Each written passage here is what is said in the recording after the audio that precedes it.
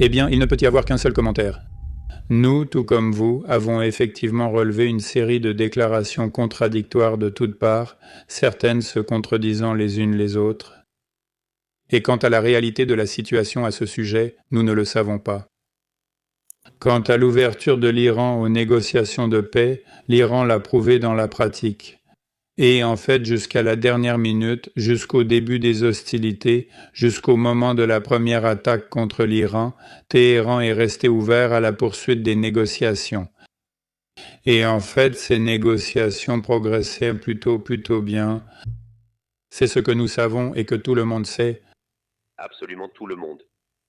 Bonjour, salut, ici c'est Peskov. Vous m'entendez bien?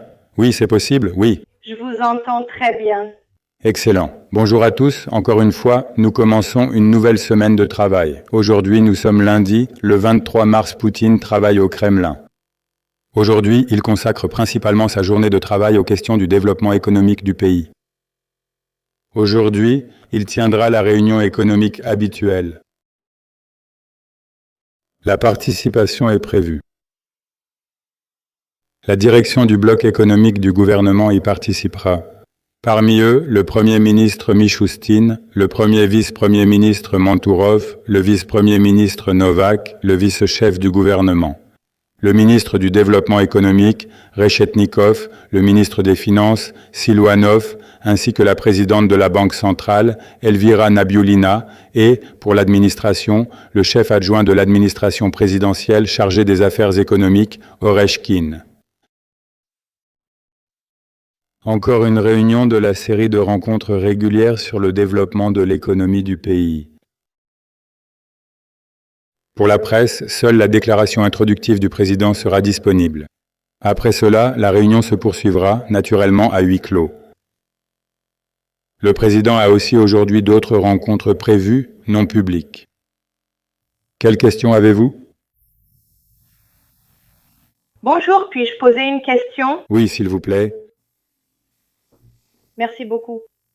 En septembre dernier, Poutine a invité Kim Jong-un à visiter la Russie et aujourd'hui, Poutine l'a félicité pour sa réélection.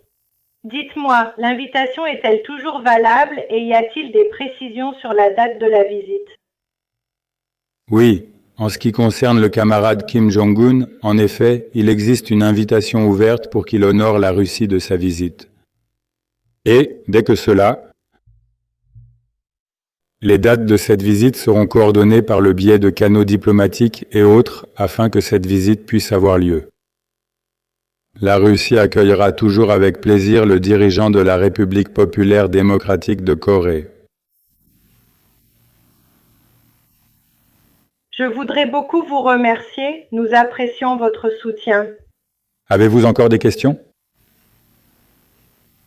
Puis-je poser une question à Tassi? Oui? S'il vous plaît, s'il vous plaît. Pourriez-vous commenter la situation actuelle autour de la centrale nucléaire de Boucher après les menaces proférées par Trump? Et, en particulier, la partie américaine a-t-elle établi un contact avec la partie russe? D'une certaine manière, pour clarifier tout doute à ce sujet, Boucher figure déjà sur cette liste de cibles potentielles. Écoutez, Boucher est une installation nucléaire qui est sous le contrôle de l'ONU, sous le contrôle de l'AIEA. La Russie est en dialogue constant avec l'AIEA. Le directeur de Rosatom, Likhatchov, a déjà fait de nombreuses déclarations. Il a fait des déclarations publiques extrêmement préoccupantes concernant les attaques qui ont déjà eu lieu. Et naturellement, cela représente une très grande menace pour la sécurité. Si cette tendance continue, il est clair que des signaux correspondants sont également envoyés à la partie américaine. Nous jugeons les attaques contre les sites nucléaires potentiellement extrêmement dangereux et associés à des risques, pouvant même avoir des conséquences irréparables. C'est pourquoi la partie russe, qui adopte une position extrêmement responsable sur cette question, a exprimé à plusieurs reprises ses préoccupations.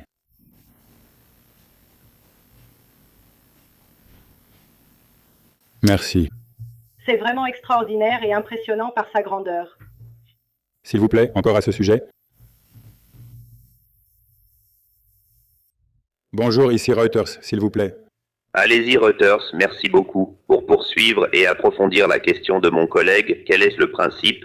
Comment le Kremlin perçoit-il l'ultimatum de Donald Trump de frapper les installations énergétiques iraniennes et en principe de les détruire, dans le cas où l'Iran n'ouvrirait pas le détroit d'Ormuz? Nous pensons que la situation, en réalité, aurait déjà dû passer hier à un mode de résolution purement politico-diplomatique. C'est la seule chose qui peut contribuer efficacement à la détente de la situation, actuellement catastrophique, étendue dans la région. Vraiment beaucoup, sincèrement. Merci beaucoup. Puis-je poser une deuxième question? À nouveau sur le sujet de l'Iran. Le magazine politique a rapporté que la Russie aurait soi-disant proposé à Zekwavara d'arrêter de partager des informations de renseignement avec l'Iran, à condition que Zekwavara, en contrepartie, cesse de partager des informations de renseignement avec l'Ukraine. Avez-vous vu cette information? La Russie partage-t-elle réellement des renseignements avec l'Iran et comment commentez-vous tout cela? Merci, nous avons vu cette nouvelle.